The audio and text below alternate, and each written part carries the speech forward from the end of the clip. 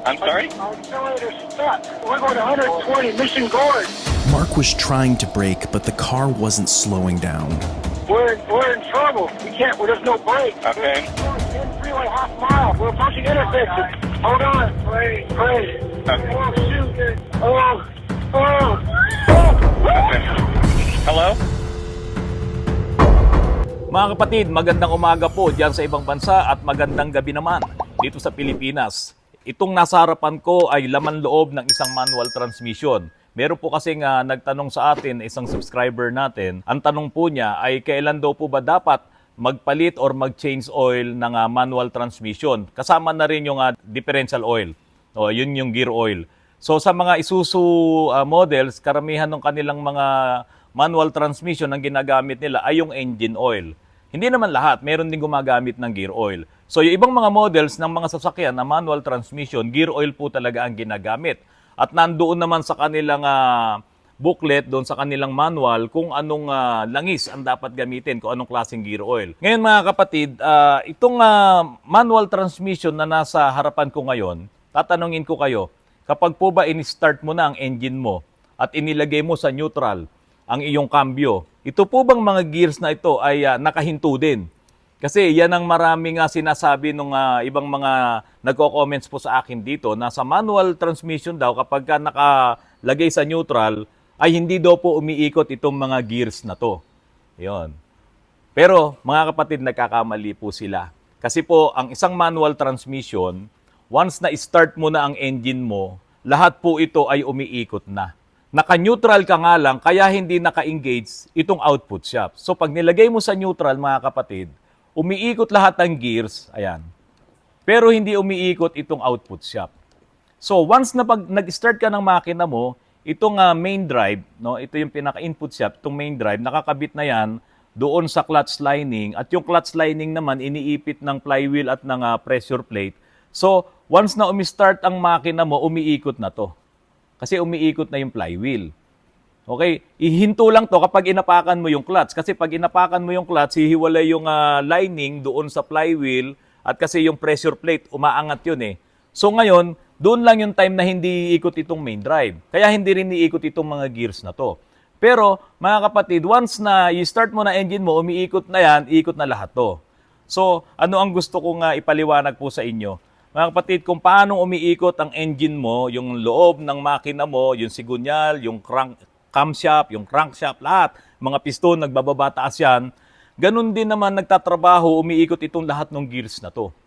Ngayon, kung dito sa engine mo, nag-change oil ka every 5,000 kilometers, 6,000 kilometers, paano naman yung transmission mo? Kaya kung ako, personal na decision ko dito, ako mag-change oil ako every 20,000 kilometers. Hindi ko nahihintayin yung 80,000 kilometers na sinasabi doon sa aking manual.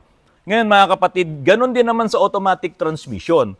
Kapag in-start mo na ang engine mo, umiikot na yung torque converter, idadami niyang iikot ngayon yung input shaft. Ngayon, paiikutin din yung clutch 1 saka yung clutch 2. So lahat ng nakakabit na lining at gears at yung pong planetary gears doon sa planetary gear 1, umiikot na po yun. Ngayon, iikot lang din naman lahat yon kapag in-engage mo na yung drive. So lahat yon mag-iikot na yun. Or doon sa manual, nilagay mo sa low, sa second, sa third, sa fourth, yon. So nag-manual ka na. So umiikot na yon. Kailan nihinto yung laman loob ng isang automatic transmission? Kapag in-engage mo sa drive, inapakan mo yung preno mo, hihinto ngayon lahat yon. Ang umiikot na lang ay yung torque converter, pero nakahinto naman yung turbine doon sa loob, yung kinakabitan ng input shaft. Kaya yun lang yung panahon kung kailan ang iyong automatic transmission ay nakahinto lahat kapag nakadrive ka at namreno ka. Pero once na ilagay mo sa neutral yon or once na umandar ka na, umiikot na lahat yon. Sa manual transmission naman, kapag ka naka-neutral ka, umiikot na rin lahat yan. Ngayon, para ito ay hindi umikot lahat, apakan mo clutch mo dahil hihiwalay yung lining doon sa pressure plate at doon sa flywheel. Yun lang yun. Kaya nga po, pagod na pagod din ang iyong transmission, agahan mo na lang din ang pag-change oil. Ganon din naman sa differential mo, pag andar ng gulong mo, magsisimula ng umikot lahat yon. Ngayon, pag huminto ang gulong mo, hinto rin siya. So yun, pwede mong habaan. Yun ang talagang itapat mo ng every 40,000 or 50,000 kilometers, doon ka magpalit ng gear oil. Pero pwede mo namang agahan. Magkano lang naman ang gear oil eh. Pwede mo nga pagsabay-sabayin si transmission at si differential para makasigurado ka na ang mga pyesa sa loob ng transmission mo at ng differential mo ay nalulublob sa magandang lubrication ng langis. Palaging maayos, palaging bago. Although hindi naman talaga umiinit yan, pero mas protektado yan kung talagang langis mo ay bago. Yan mga kapatid. Ngayon, ikukonek ko lang po itong presentation ko sa inyo, nitong manual transmission. Kasi maraming nagtatanong, bakit nilagay pa yung neutral na yan kung wala naman trabaho? Diba? Bakit daw ako raw sinasabi ko raw bawal mag-neutral? Naku po, hindi ko po sinasabing bawal mag-neutral. Wala po ako sinasabing ganon. Ang sinasabi lang natin na kapag ka inilagay mo sa neutral, yan nga, o ikot ng ikot yan, so mapapabilis mo lang yung wear and tear niya. So sa halip na tumagal yan ng 25 to 30 years, napapaaga mo. Pero kung nasa drive ka, konting traffic, mga 15 seconds or 30 seconds, ilagay mo na lang doon sa drive tapos abante ka na. Pero kung halimbawa talagang matagal yung traffic, mga 5 minutes, no, 3 minutes, 10 minutes, o pwede mo naman talaga ilagay sa neutral. Pero make sure, pamalagiin yung maganda ang inyong mga ATF. Dapat palaging maganda yan para maiwasan yung pagkasira na mabilis ng inyong mga lining sa loob ng inyong automatic transmission. Okay, mga kapatid, ito po. Iko-connect ko lang po dito sa vlog ko na ito, itong isang accident na nangyari sa US noong August 28, 2009. Ito ay isang pamilya, mag-asawa, yung anak nila, saka yung bayaw niya, dinadrive nila yung isang Lexus. Nasa freeway sila diyan sa US, napakabilis ng takbo. Ang sabi po dito, nagkaroon siya ng sudden acceleration. So nung nagkaroon ng sudden acceleration yung kotse na yon, tumawag pa sila sa 911 at nakipag-usap pa sila sa telepono. Napakabilis na ngayon ng sasakyan. Kitang-kita, merong pang top shot itong sasakyan na to ng chopper, may top shot siya. Kitang-kita, sobrang bilis niya talaga. So habang nag-uusap sila, ang sabi na lang nung nandoon sa kabilang linya sa 911, pray, manalangin ka. Dealership. In the car with him was his wife, daughter, and brother-in-law. Now, this brother-in-law called 911 while in the car. 911 emergency, what are you reporting? Accelerator step. I'm sorry? Accelerator step. We're going 120, Mission Gorge. Mark was trying to brake, but the car wasn't slowing down. We're in trouble. We can't, there's no brake. Okay. In freeway half mile. The freeway was ending and they were approaching an intersection with stopped vehicles. We're approaching the intersection. Okay. We're approaching intersection. Hold on. Pray. Okay. Oh, shoot. Oh. Okay. Hello? Ngayon, hindi niya na makontrol, may sudden acceleration, automatic transmission ang gamit niya. Mga kapatid, yun tamang panahon para gamitin mo ang neutral.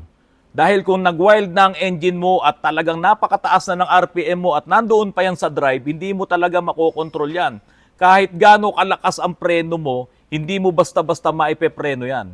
Dahil yun ay mahina na ang vacuum ng preno nun, mga kapatid. So, yun ay kung inilagay niya sa neutral, magwa-wild lang ang engine niya. At malamang na ipreno niya yon, nagamit niya ang handbrake at hindi sana sila na aksidente at namatay.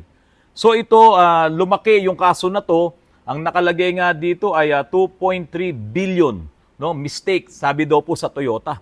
Dollars po ang pinag-usapan dito.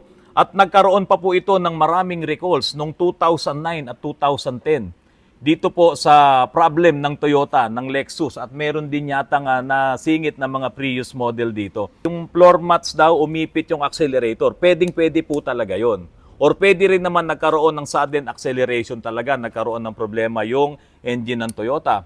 Pero automatic transmission yon. Kung inilagay niya sa neutral yon, magwa-wild lang yung engine, makakapreno siya. Dahil hindi na gumagana, hindi na nakakabit as one yung makina at yung transmission dahil naka-neutral na. Ganon din naman po yun sa manual. Kapag nilagay nyo po sa neutral ang inyong manual transmission, ito, umiikot halimbawa yung engine, yan.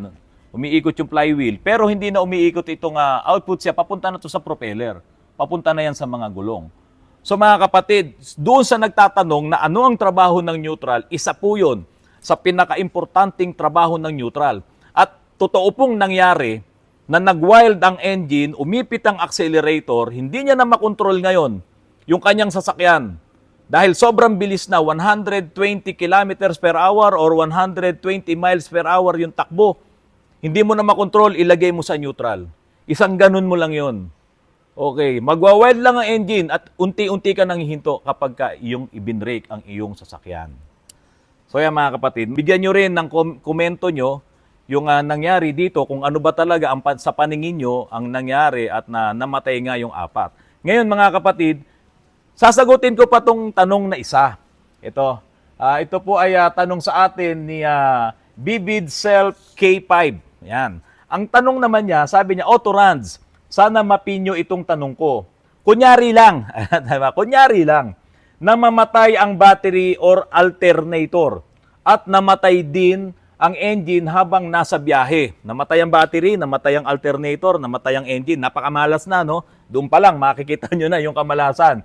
Siyempre, di nagana ang brake. Gagana pa rin yun ang brake mo. Mahina nga lang. Kung namatay ang engine mo, mawawalan ka ng vacuum doon sa iyong hydrovac. At di siyempre, titigas ang preno mo. Kasi yun nga yung brake assist na, yung hydrovac mo na galing doon sa engine mo yung vacuum. So, titigas ang preno mo, may preno ka pa rin. Ano ang gagawin ng park switch para pahinto ang sasakyan? Ano ang gagawin ng park switch?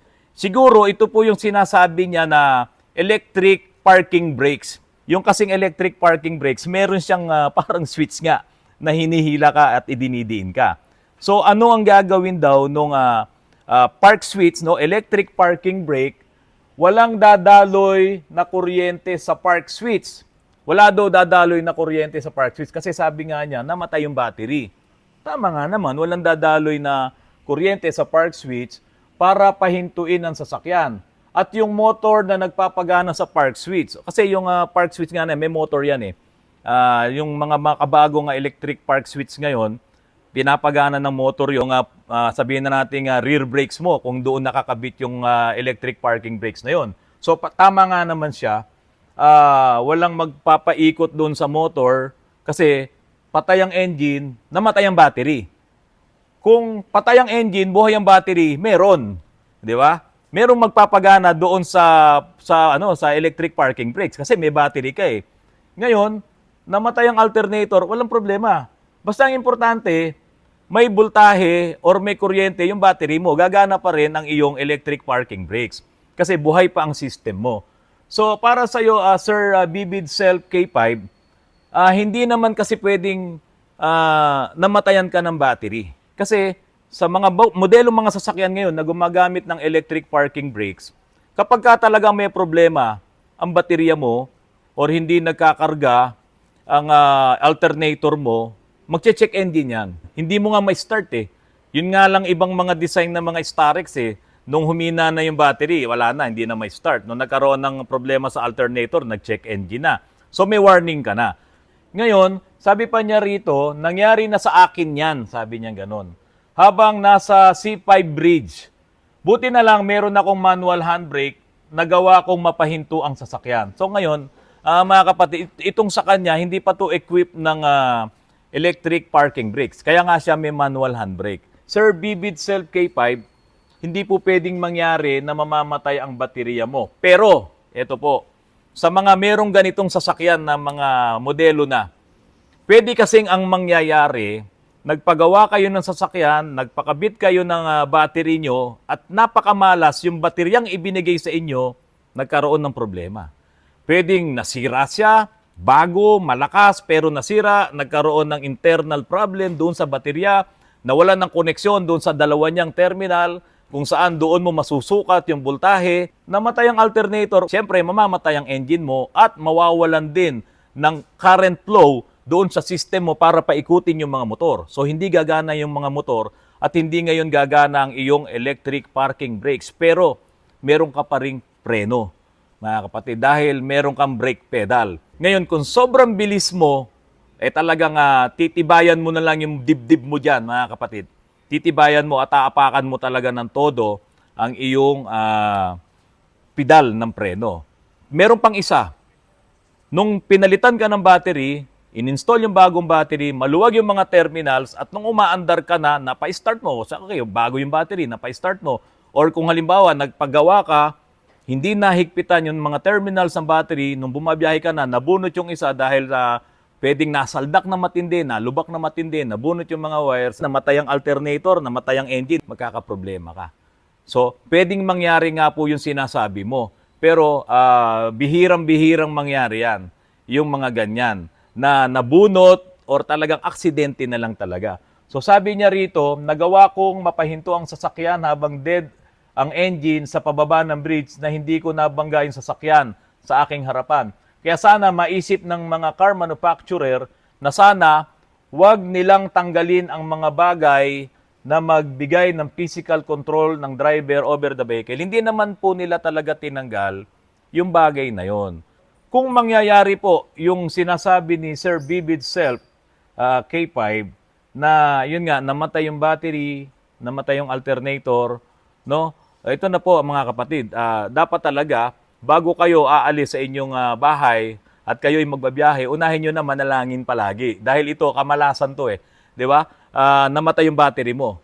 Kung bago yan, bakit yan mamamatay? Maaaring natanggal sa terminal. Yun nga, yung sinasabi natin kanina. Ngayon, kung medyo luma na ang battery mo, aalagaan ka rin, protektahan ka din ng sasakyan mo. Sigurado mag-check engine yan eh. Kasi may certain na voltage yan na talagang nire-read ng computer. Kung mahina na ang baterya mo, hindi ka na rin niya papaandarin, hindi na rin niya i-start ang engine mo. Hindi na, lalong-lalo na sa mga bagong sasakyan.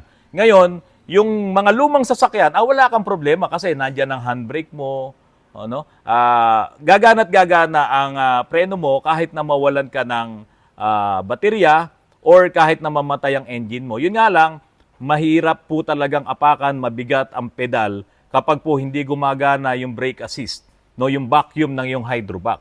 So, titigas po talaga yon, pero may preno ka pa rin. At kapag nangyari yon, presence of mind mga kapatid, kung automatic transmission nangyari sa iyo yon, nag-wild ang engine mo, lagay mo sa neutral, hawak sa handbrake at apak sa preno.